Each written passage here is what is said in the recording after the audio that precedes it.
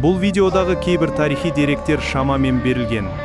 Мақсат қазақтың бай тарихын таныту. Бұл бейнедегі барлық кадрлар жасанды интеллект арқылы жасалған. Кейбір тарихи тұлғалар мен оқиғалар толық дәл көрсетілмеуі мүмкін.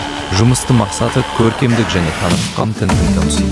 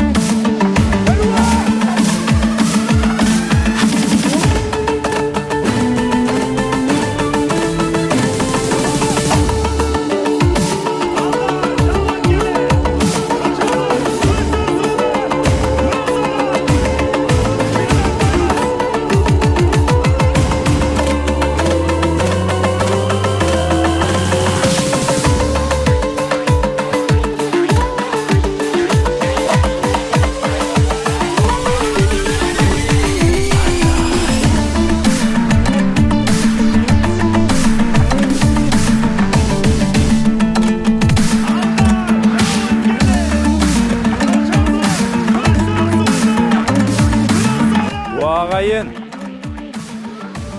келесі қай қазақ тарихын көрсетейік, пікірге жазыңдар. Арнаға тіркеліп, қоңыраушаны басуды ұмытпаңдар.